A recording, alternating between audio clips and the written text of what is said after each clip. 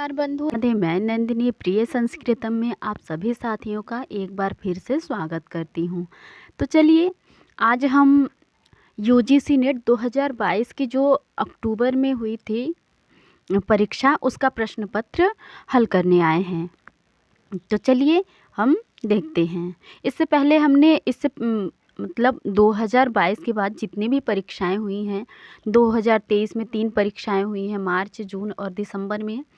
उसके बाद 2024 में आपकी जो है जून और अगस्त में जो परीक्षा हुई है। तो इस तरीके से इससे पहले हमने लगभग 5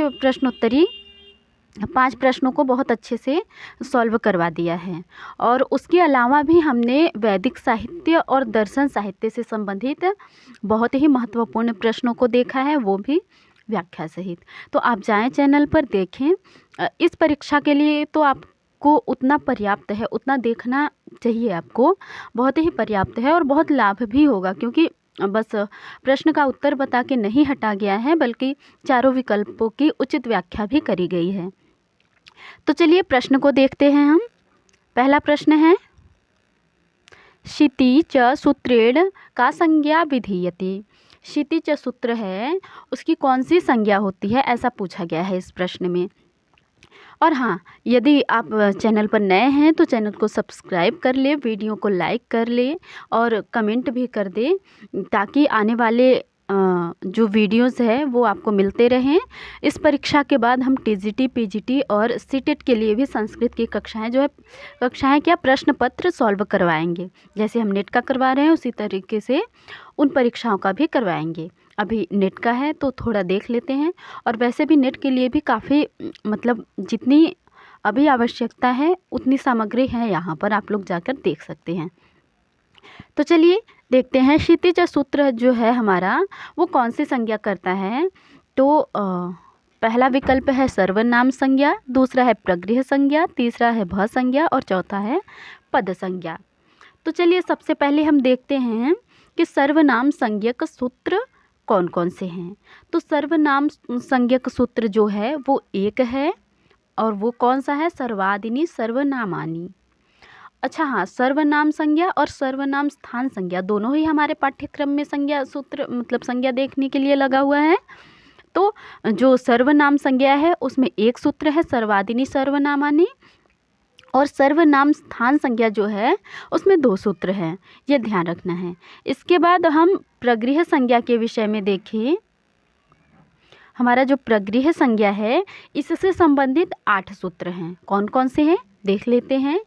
ईदु दे द्विवचनम प्रगृहम, अदसोमात शे निपात एका जनांग, ओत उई ओम उई उम, ईदु तौ च सप्तम्यर्थे इति प्रगृहम, संबुद्धौ साकल्यश्चेतावनार्से। ये जो संबुद्धौ साकल्यश्चेतावनार्से है ये विकल्प से होता है, बाकी सारे जो है प्रगृह संज्ञक। तो कुल 8 प्रगृह संज्ञक सूत्र हैं, और इन 8 में कहीं भी क्षितिज सूत्र का उल्लेख नहीं आया है। तो इस तरीके से प्रगृह संज्ञा भी क्षितिज सूत्र से नहीं होती है। तो चलिए सर्वनाम संज्ञा भी नहीं होती है। तो भ संज्ञा के विषय में देख लेते हैं। भ संज्ञा जो है, भ संज्ञक 3 सूत्र हैं। कौन कौन से, यचिभम, तसौ मत्वर्थे, अयमस्मादिनी छंदसी। तो ये 3 सूत्र हैं भ संज्ञक। तो भ संज्ञक में भी क्षितिज सूत्र कहीं नहीं आया, अर्थात भ संज्ञा भी क्षितिज सूत्र से नहीं होती। तो चलिए पद संज्ञा के, अब हमारा एक ही विकल्प बचा, पद संज्ञा। तो यही हमारा सही उत्तर भी है इस प्रश्न का। तो चलिए देख लेते हैं कि भ संज्ञक सूत्र कितने हैं और कौन कौन से हैं।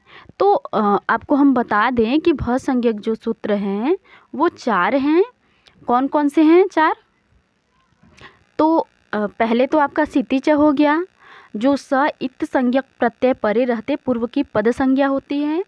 और दूसरा हो गया शुभ तिङंतम पदम, अर्थात सुबंत की और तिङंत की पद संज्ञा होती है। इसके बाद नह के क्यंच तथा क्यंग प्रत्यय से होने वाले नकारांत शब्द की भी पद संज्ञा होती है। और चौथा सूत्र है आपका स्वादि स्व सर्वनाम स्थाने, अर्थात सर्वनाम स्थान संज्ञक प्रत्ययों को छोड़कर सुप से कप प्रत्यय पर्यंत प्रत्ययों के परे होने पर पूर्व शब्द स्वरूप पद संज्ञक होते हैं। तो इस तरीके से इस जो है पद संज्ञा के 4 सूत्र होते हैं और चारों को हमने देखा। चलिए अगले प्रश्न की ओर बढ़ते हैं। अगला प्रश्न है हमारा, दूसरे प्रश्न में पूछा गया है कि वर्गयोः पंचम वर्णैः युक्तो हकारो भवति। तो चलिए इस प्रश्न से संबंधित थोड़े तथ्यों को देखते हैं। तो ध्वनियों के उच्चारण में जो उच्चारण अवयवों का जो व्यापार होता है वह प्रयत्न कहलाता है। तो प्रयत्न हमारा मुख्य रूप से 2 हैं, आभ्यंतर प्रयत्न और बाह्य प्रयत्न। आभ्यंतर प्रयत्न के 8 भेद हैं, स्पर्श, संघर्ष, स्पर्श संघर्षी, अनुनासिक, पार्श्विक, लुंठित, उक्षिप्त, अर्धस्वर इत्यादि जो हैं आभ्यंतर प्रयत्न के 8 भेद हैं। उसके बाद बाह्य प्रयत्न जो हैं उसके 3 भेद हैं और बाह्य प्रयत्न से ही हमारा यह प्रश्न पूछा गया है। बाह्य प्रयत्न में पहला भेद कौन सा है? स्वर तंत्रीय बाह्य प्रयत्न। इसके अंतर्गत भी 2 हैं, अघोष श्वास और सघोष घोष और नाद। और इसके बाद दूसरा भेद है बाह्य प्रयत्न का औरस बाह्य प्रयत्न। इसके भी 2 भेद हैं, अल्प प्राण और महाप्राण। तो ये जो हमारा पूछा गया है वर्गाणाम पंचम वर्णैः युक्तो हकारो भवति, ये आपका औरस बाह्य प्रयत्न के अंतर्गत जो दूसरा बाह्य प्रयत्न है उसमें भी महाप्राण के अंतर्गत आएगा। तो इस तरीके से इसका सही विकल्प औरसस्य हो जाएगा। औरस्यः ये सही विकल्प इसका हो जाएगा। और इसके बाद तीसरा भेद है नासिक बाह्य प्रयत्न। नासिक बाह्य प्रयत्न के अंतर्गत आता है आपका 2, अनुनासिक और निरनुनासिक अथवा अननुनासिक। तो इस तरीके से हमने इस प्रश्न का थोड़ा बहुत जो है विश्लेषण देखा। चलिए अगले प्रश्न की ओर बढ़ते हैं। अगला प्रश्न है हमारा, ऋणादाने वृद्धि कतिधा। ऋणादान में वृद्धि जो है कितने प्रकार की होती है? तो यह प्रश्न हमारा जो है याज्ञवल्क्य स्मृति से पूछा गया है। और याज्ञवल्क्य स्मृति में जो है याज्ञवल्क्य स्मृति, याज्ञवल्क्य एक वैदिक ऋषि हैं, वे शुक्ल यजुर्वेद के दृष्टा हैं, जो याज्ञवल्क्य स्मृति के रचयिता हैं। और उसमें छंद जो हैं अनुष्टुप हैं। और याज्ञवल्क्य स्मृति जो है 3 भागों में विभक्त है, आचाराध्याय, व्यवहाराध्याय और प्रायश्चिताध्याय। आचाराध्याय में आपकी 14 विद्याएं, धर्मोपादान, आचार के 10 सिद्धांत इत्यादि जो है 13 प्रकरणों में विभक्त है। व्यवहाराध्याय की बात करें तो उसमें 25 प्रकरण है और प्रायश्चिताध्याय की बात करें तो उसमें 6 प्रकरण हैं। तो चलिए अब हमारे प्रश्न में जो ऋणादान में वृद्धि कितने प्रकार की होती है उसके विषय में पूछा गया है। तो उसके विषय में याज्ञवल्क्य स्मृति में जो है ऋणादान प्रकरण के 37वें श्लोक की वृत्ति में ऋण वृत्ति के 4 प्रकार बताए गए हैं। श्लोक कुछ इस प्रकार से है, कारिका कालिका चैव कालिका कायिका कालिका चैव कारिता च तथा परा चक्रवृद्धिश्च शास्त्रेषु तस्य वृद्धिश्चतुर्विधा। अर्थात कारिका, कारिता, कालिका, कायिका और चक्रवृद्धि, ये जो हैं आपके 4 ऋणादान में वृद्धि के प्रकार हैं। तो कारिता किसे कहते हैं? तो जो ऋणदाता द्वारा निश्चित की जाती है उसे कारिता कहते हैं। कालिका किसे कहते हैं? तो जो प्रतिमास दी जाने वाली वृद्धि है उसे कालिका कहते हैं। और जो प्रतिदिन दी जाने वाली है उसे कायिका कहते हैं। और जो ब्याज पर भी ब्याज लगता है उसे चक्रवृद्धि कहते हैं। तो इस तरीके से इस प्रश्न का हमारा सही विकल्प जो है वो चतुर्धा हो जाएगा। चलिए अगले प्रश्न की ओर बढ़ते हैं। अगला प्रश्न है हमारा,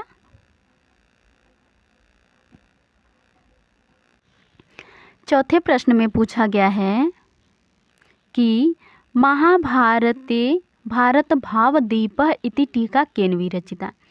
तो ये प्रश्न जो है महाभारत के टीका से आया है और पूछा गया है कि भारत भावदीप नाम की जो टीका है वो किसके द्वारा रचित है।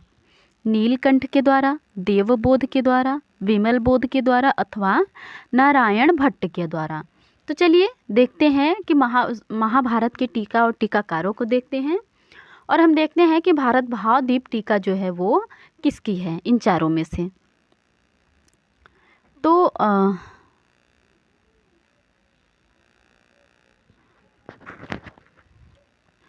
जो है महाभारत के प्रमुख टीकाकारों की बात करें तो नीलकंठ जी हैं। सबसे पहले नीलकंठ जी हैं, उनकी टीका है भारत भावदीप, जो कि महाभारत की सर्वाधिक जो है सबसे प्रिय प्रसिद्ध टीका है। तो इस तरीके से भारत भावदीप टीका जो है वो नीलकंठ जी की है। इस प्रश्न का सही विकल्प पहला हो जाएगा। बाकी हम अन्य महाभारत के अन्य टीकाकारों को भी देख लेते हैं। तो देवबोध जो हमारे प्रश्न का दूसरा विकल्प है, इन्होंने महाभारत पर ज्ञान दीपिका नाम की टीका लिखी। इनको देवस्वामी भी कहा जाता है। और विमल बोध जो हैं उन्होंने विषम श्लोकी नाम की टीका लिखी, जिसको दुर्घटार्थ प्रकाशिनी भी कहते हैं। और उसके बाद नारायण सरकण जी जो है उन्होंने भारतार्थ प्रकाश टीका लिखा, भारतार्थ प्रकाश। और चतुर्भुज मिश्र जो हैं उन्होंने भारतोपाय प्रकाश टीका लिखी। और अर्जुन मिश्र जी ने अर्थ दीपिका और नारायण तथा वादिराज जी ने लक्षाभरण नाम की टीका लिखी महाभारत पर। ठीक है, ये तो हो गई महाभारत की बातें। अब हम लगे हाथ रामायण के टीकाकारों को भी देख लेते हैं। तो सर्वार्थ सार नाम की टीका वेंकटेश ने लिखी। रामायण दीपिका नाम की टीका वैद्यनाथ दीक्षित जी ने लिखी है। विवरण टीका ईश्वर दीक्षित जी ने लिखी है। रामायण भूषण नाम की टीका गोविंद राज जी ने लिखी है। वाल्मीकि हृदय अहोबल जी ने लिखी है। रामायण तत्व दीपिका माहेश्वर तीर्थ जी ने लिखी है। अमृत कटक माधव योगी जी ने लिखी है। रामायण तिलक जो है राजा राम वर्मा जी ने लिखी है। और रामायण शिरोमणि जो है वंशीधर एवं शिव सहाय जी ने लिखी है। तो इस तरीके से हमने इस प्रश्न की जो है व्याख्या देखी। चलिए इस प्रश्न का सही विकल्प हमारा जो है नीलकंठ जी हैं। अगले प्रश्न की ओर बढ़ते हैं। अगला प्रश्न है हमारा 5 नंबर का। अर्थशास्त्रीय तंत्रयुक्तीनां विवेचनम कस्मिन् प्रकरणे प्राप्यते। तो अर्थशास्त्र में हमारा 15 प्रकरण है और उसमें पूछा गया है कि तंत्रयुक्ति नाम का जो प्रकरण है वो कौन से नंबर का है। क्षमा कीजिए, 15 अधिकरण हैं। तो वो जो तंत्रयुक्ति नाम का अधिकरण है वो कौन से नंबर का है, ऐसा पूछा गया है इस प्रश्न में। दूसरे नंबर का है, 9वें नंबर का है, 13वें नंबर का है अथवा 15वें नंबर का है। तो चलिए देखते हैं, क्रम से हम सारे जो है अधिकरणों के नाम, 15 अधिकरण के नाम क्रम से देख लेते हैं। फिर हमें ज्ञात हो जाएगा कि तंत्रयुक्ति नाम का प्रकरण जो है तंत्रयुक्ति नाम जो है किस अधिकरण का है, कौन से नंबर का अधिकरण का है। तो पहला अधिकरण है विनयाधिकारिक, दूसरा है अध्यक्ष प्रचार, तीसरा है धर्मस्थली, चौथा है कंटक शोधन। तो तीसरा तो दूसरा पूछा गया है ना, दूसरा है अध्यक्ष प्रचार, तो दूसरा तो पहला विकल्प होगा नहीं। तीसरा है धर्मस्थली, चौथा है कंटक शोधन, पांचवां है योग वृत्त, छठा है मंडल योनि, सातवां है साढ़गुण्य, आठवां है व्यसनाधिकारी और नौवां है आभियाष्यत कर्म। तो नौवां भी नहीं होगा। उसके बाद 10वां जो है हमारा, ये भी नहीं होगा, ये भी नहीं होगा। उसके बाद 10वां है हमारा सांग्रामिक, 11 नंबर का है संघवृत्त, 12 नंबर का है आवलीयस और 13 नंबर का है दुर्ग लंबोपाय। तो इस तरीके से तीसरा विकल्प भी गलत हो जाएगा। और 14वां नंबर है औपनिषदिक और 15 नंबर है तंत्रयुक्ति। तो ये तंत्रयुक्ति जो अधिकरण हैं वो 15वें नंबर का अधिकरण है। और जो है इस तरीके से हमने 15 अधिकरण के नाम देखे और आप इनको क्रम से भी याद रख सकते हैं, क्योंकि अभी जो है 15 नंबर का नाम पूछा गया है। इसके बाद कभी बीच में किसी भी नंबर का नाम पूछ सकता है और क्रम भी दे सकता है आगे पीछे करने को, तो वह याद रखिए, आप नोट कर सकते हैं अथवा देख और सुन सकते हैं।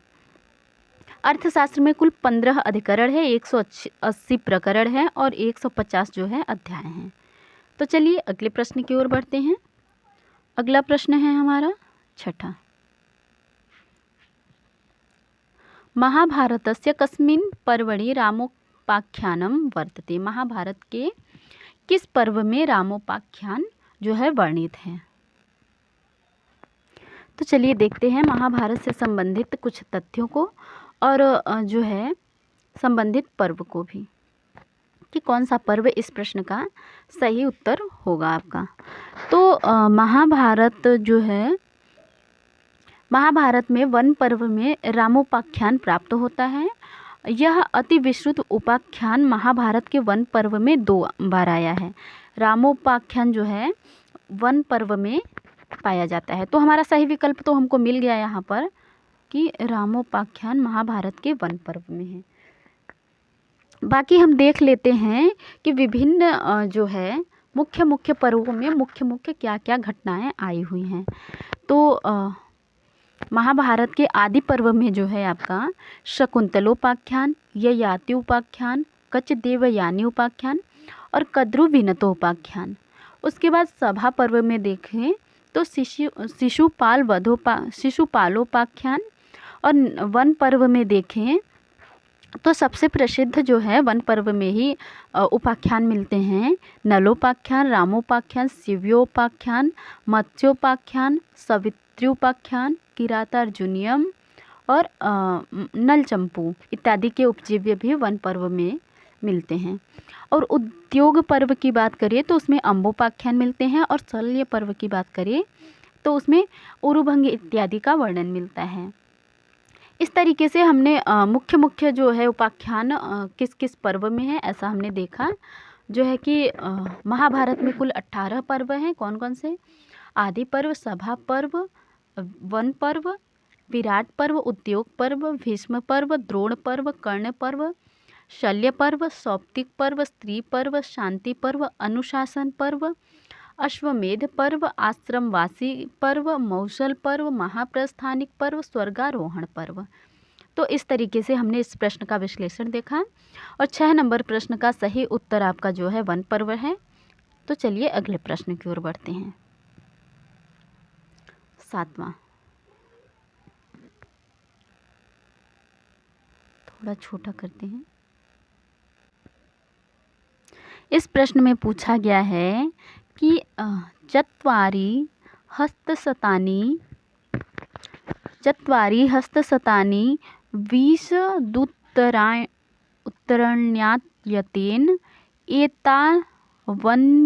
एतावन्त्येव विस्तीर्णेन पंचसप्तति हस्तानवगाढेन भेदेन निःसृत सर्वतोऽयं मरुधन्वकल्पमति भृशं दूरदर्शनमासीत्। यह जो है किस अभिलेख में प्राप्त होता है? तो यह जो है आपका रुद्रदामन का जो गिरनार अभिलेख है उसमें प्राप्त होता है। चलिए इन अभिलेखों के विषय में थोड़ी थोड़ी जानकारियाँ देख लेते हैं।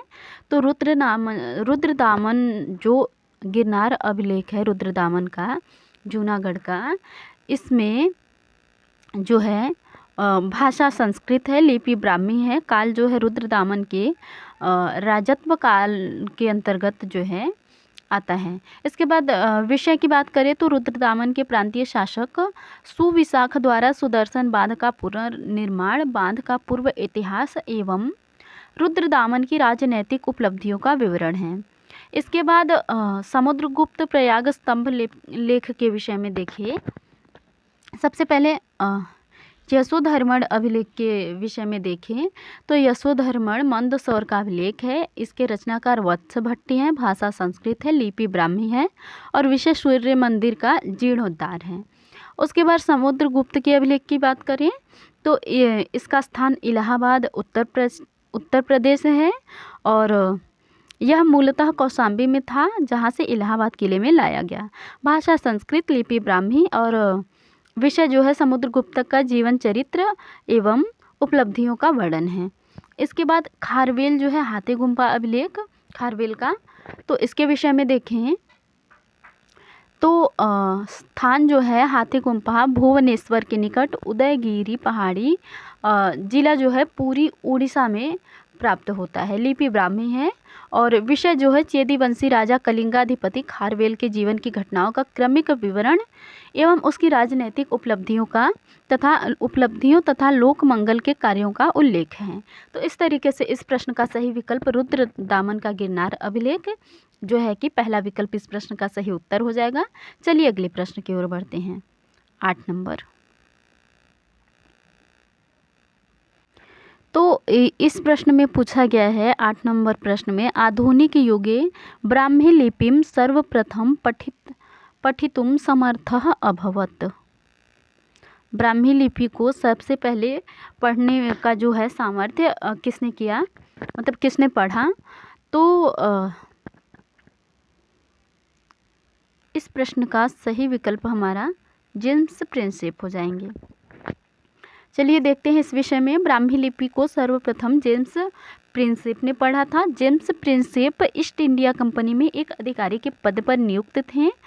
उन्होंने जो है वर्ष 1838 में ब्राह्मी और खरोष्ठी लिपियों को पढ़ने में सफलता प्राप्त की थी। उन्होंने सर्वप्रथम सांची के स्तूप पर अंकित ब्राह्मी अक्षरों को दान शब्द जो ब्राह्मी अक्षरों में है उनमें दान शब्द को पढ़ा था। तो इस तरीके से इस प्रश्न का हमारा सही विकल्प जेम्स प्रिंसेप हो जाएंगे। बाकी चार्ल्स मैसन महोदय इन्होंने नहीं पढ़ा था, विल्सन ने भी नहीं पढ़ा था, बीबी लाल महोदय ने भी नहीं पढ़ा था। चलिए 9 नंबर का प्रश्न है हमारा। पद पूर्वार्ध वक्रतायाः भेदेषु अस्ति। पद पूर्वार्ध वक्रता के भेदों में कौन से गिने जाते हैं। तो चलिए देखते हैं। यह प्रश्न हमारा जो है मुख्य रूप से वक्रोक्ति जीवितम से है। कुंतक हमारे जो आचार्य हैं उनके वक्रोक्ति जीवितम से यह प्रश्न आया हुआ है। तो चलिए इस प्रश्न के संबंधित थोड़े तथ्यों को देखते हैं, फिर हम सही विकल्प पर आते हैं। तो इस प्रश्न का जो है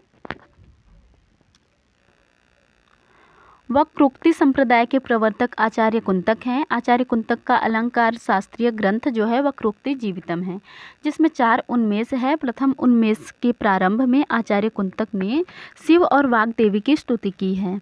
आचार्य कुंतक ने जो है काव्य के लक्षण को प्राचीन आचार्यों की अपेक्षा भिन्न रूप में प्रस्तुत किया है। उनका काव्य लक्षण है शब्दार्थौ संहितौ वक्र कवि व्यापार शालिनी बंधे व्यवस्थितौ काव्यम तद्विदाह्लादकारिणी। तो उसके बाद उन्होंने कवि व्यापार वक्रता के जो है 6 प्रकार किए हैं। कौन कौन से हैं वो?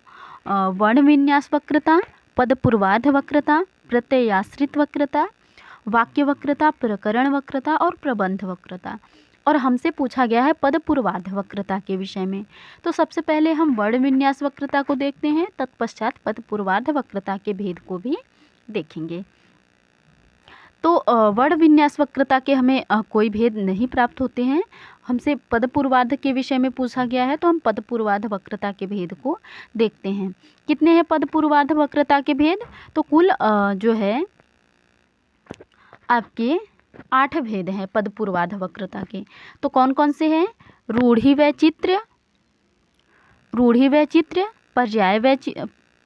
वैचित्र्य वक्रता, पर्याय वक्रता, उपचार वक्रता, विशेषण वक्रता, समवृत्ति वक्रता, वृत्ति वक्रता, भाव वैचित्र्य वक्रता, जिसको क्रिया वैचित्र्य वक्रता भी कहते हैं, और लिंग वैचित्र्य वक्रता। तो इनमें से हमारा क्रिया वैचित्र्य वक्रता जो है हमारे पद पूर्वार्ध वक्रता के भेद में गिना गया है। तो इस तरीके से हमारा इस प्रश्न का दूसरा विकल्प जो है वो सही उत्तर होगा। बाकी हम जो बाकी विकल्प हैं, कारक वैचित्र्य वक्रता, पुरुष वैचित्र्य वक्रता और सांख्य वैचित्र्य वक्रता, इनको देख लेते हैं। तो ये हमारा जो वक्रता का तीसरा भेद है, प्रत्ययाश्रित वक्रता, उसके भेद हैं। उसके भेद कुल 6 हैं। कौन कौन से हैं? काल वैचित्र्य वक्रता, कारक वैचित्र्य वक्रता, वचन अथवा संख्या वैचित्र्य वक्रता, पुरुष वैचित्र्य वक्रता, उपग्रह वैचित्र्य वक्रता और प्रत्यय विहित वक्रता। तो इस तरीके से हमने पद पूर्वार्ध वक्रता के भेद को देखा और प्रत्ययाश्रित वक्रता के भेदों को देखा। चलिए अगले प्रश्न की ओर बढ़ते हैं। अगला प्रश्न है हमारा 10 नंबर। एको रसोंगी कर्तव्यो वीरः श्रृंगार एव वा इति कस्याचार्यस्योक्ति। यह उक्ति किस आचार्य की है? तो चलिए देखते हैं। यह उक्ति जो है आचार्य धनंजय की है। आचार्य धनंजय की है यह उक्ति। तो चलिए देखते हैं कि यह उक्ति आचार्य धनंजय ने कहाँ पर कहा है और किस प्रसंग में कहा है। तो 10 रूपक के तृतीय प्रकाश में आचार्य धनंजय कहते हैं कि एको रसोंगी कर्तव्यो वीरः श्रृंगार एव वा अंगमन्ये रसाः सर्वे कुर्यात् निर्वहणे अद्भुतम। अर्थात नाटक में एक रस वीर अथवा श्रृंगार को अंगी अर्थात प्रधान रखना चाहिए, अन्य सभी रसों को अंग रूप में और निर्वहन संधि में अद्भुत रस रखना चाहिए। तो ये नाट्य रसों के विषय में चर्चा करते हुए बताते हैं। और फिर कहते हैं कि नाट्य रसों में कितनी संख्या होती हैं। तो उसके लिए वो कहते हैं कि नाटक में जो है कम से कम 5 अंक और अधिक से अधिक 10 अंक होना चाहिए। तो नाट्य रसों के प्रसंग में आचार्य धनंजय ने अपने 10 रूपक के तृतीय प्रकाश में कहा है। तृतीय प्रकाश के 33वें श्लोक में यह जो है कहा है। तो इस तरीके से इस प्रश्न का भी हमने विश्लेषण देखा। और अब हम अगली कक्षा में 11 नंबर प्रश्न से देखेंगे, क्योंकि हम 10-10 प्रश्नों की श्रृंखला देख रहे हैं। कक्षा बहुत लंबी न हो जाए इसलिए हम छोटी कक्षाएं ही 10 ही प्रश्न देख रहे हैं। यदि केवल प्रश्न और उत्तर बताते चलते तो हम इतने में पूरी प्रश्नोत्तरी करवा दिए होते, लेकिन एक एक प्रश्न से आपके 4-4, 5-5 प्रश्न बन रहे हैं, इसलिए हमें थोड़ा समय लग रहा है। बाकी मैं उम्मीद कर सकती हूँ कि यह प्रश्नोत्तरी आप लोगों के लिए बहुत ही उपयोगी साबित हो सकती है। और इस परीक्षा के लिए तो आपको ये देखना ही चाहिए, क्योंकि ये अभी तुरंत हुए परीक्षाओं की विस्तृत व्याख्या वाली प्रश्नोत्तरी है, तो इसको तो आपको देखना ही चाहिए। बाकी चलिए कक्षा समाप्त करते हैं। मिलते हैं नए कक्षा में नए प्रश्नों के साथ, अर्थात 11 नंबर के प्रश्न के साथ। धन्यवाद।